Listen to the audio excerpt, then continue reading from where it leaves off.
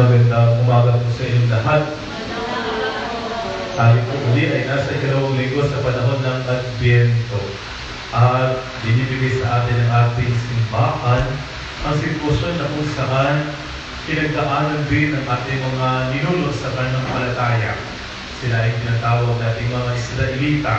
Noong panahon iyon, sila ay yung ating unang pagbasa at yung ating salmo ay ito ang kanyang konteksto.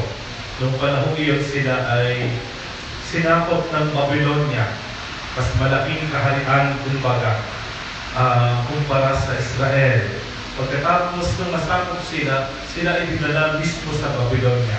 At masakit yun para sa kanila. Di ba pag minsan, inalis ka, in-approach ka sa iyong lugar, pupunta ka sa isang layuhan na lugar, hindi lamang yung iyong adjustment sa kultura, hindi lamang sa lingwahe, hindi lamang sa, sa pagkain, kundi yung adjustment sa kanilang pananampalataya.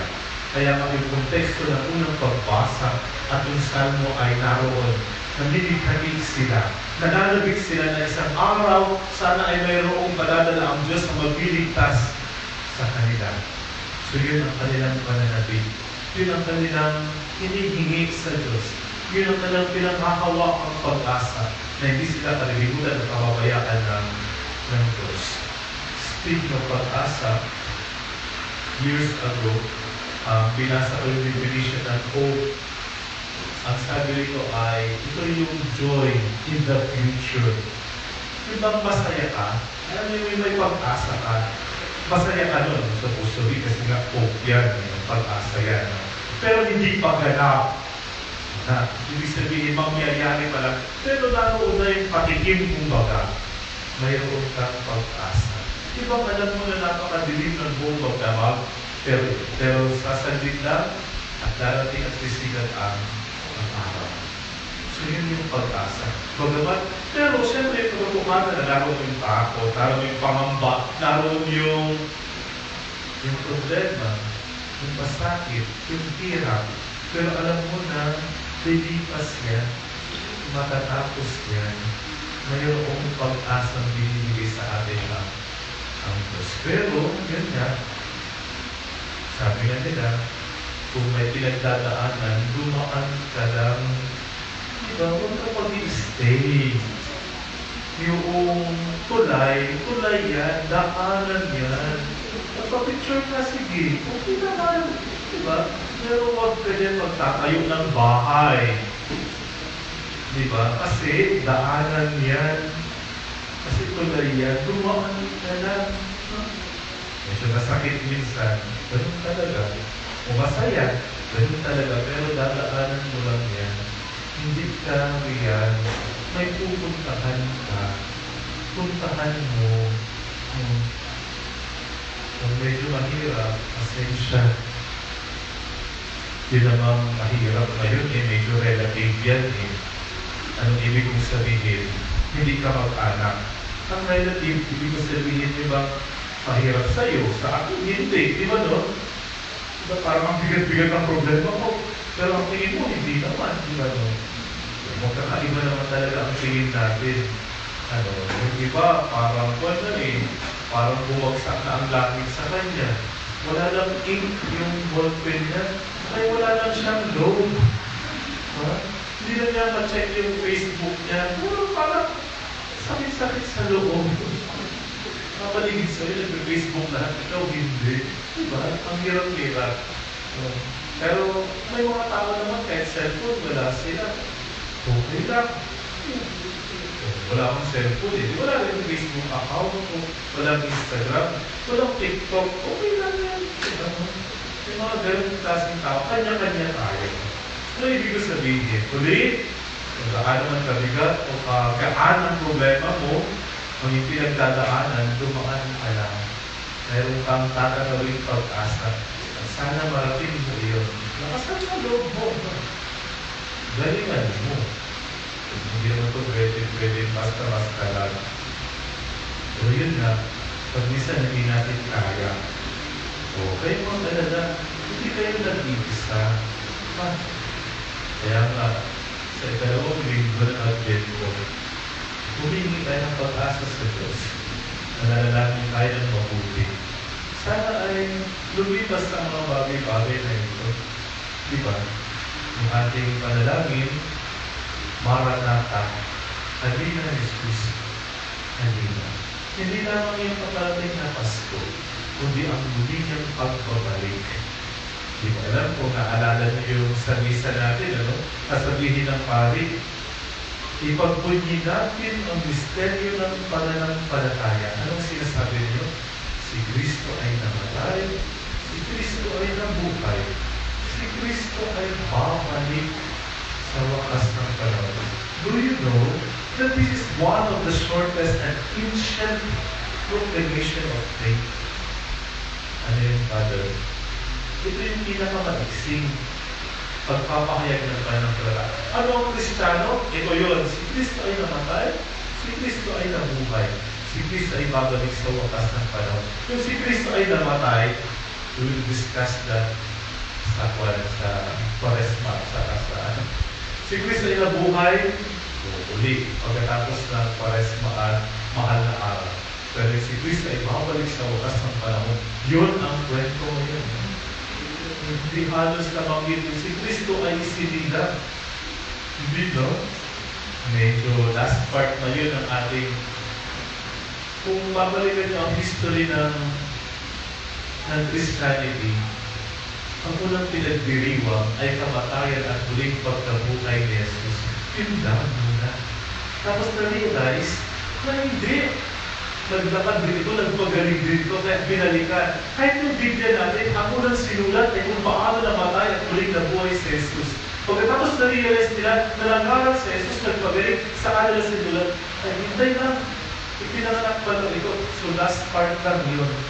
Yung pa yung ating binasa, yung Ebanghelyo ni San Marcos, ito ang kanyang umpisa, walang nabanggit na pinanganak si Jesus.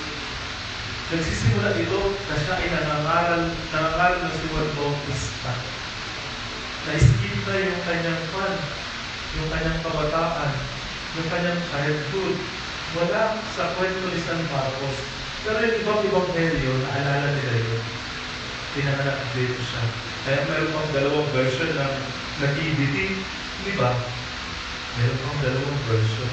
At meron pang ibang version siguro. Pero ang realidad, ang magsing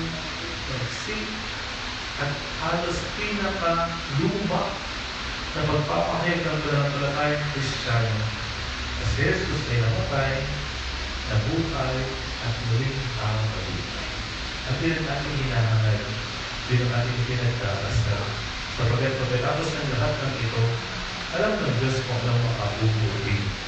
Pero yung ngayon at yung pagdating noon, medyo hindi yan madali. Sabi sa atin, patagin ang baku-baku. Ayusin ang liko-liko sa ating buhay. Meron tayong mga bundok sa ating sarili. You know that? Our pride. What else? Our another pride. Ang dami nating pride. Di ba no? Totoo naman yan, di ba? Siyempre, gusto mo ikaw masusunod. Pero siyempre, yun nga.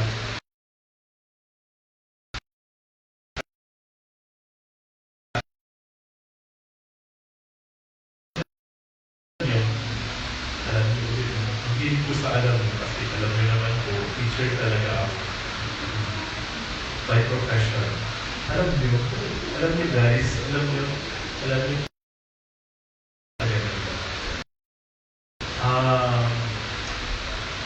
si Juan Bautista, marami siyang followers.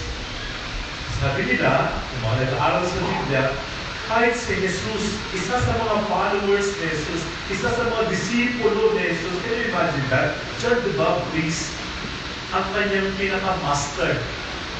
Master yan ni Jesus. Pero sabi ni John the Baptist, hindi ako karapat dapat na magdalag ng sandalyas ng darating sa aking mas higit. Nakikita niyo yung kabamaan mabuti ng loob. Actually, the story of God's saving us ay naroon sa maliit na kahulugan ng humility, ng kababaang loob. Ang Diyos na naging tao, grabe ang kababaang loob niya. Yung Jesus na nakapako sa krus, Diyos ko, kung hindi yan humility, anong tawag mo dyan? My formator told me, the finest form, the most beautiful form of humility is humiliation.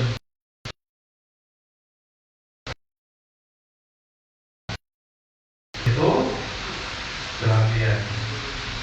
Actually, hindi yan ang eksaktong picture ng crucifixion.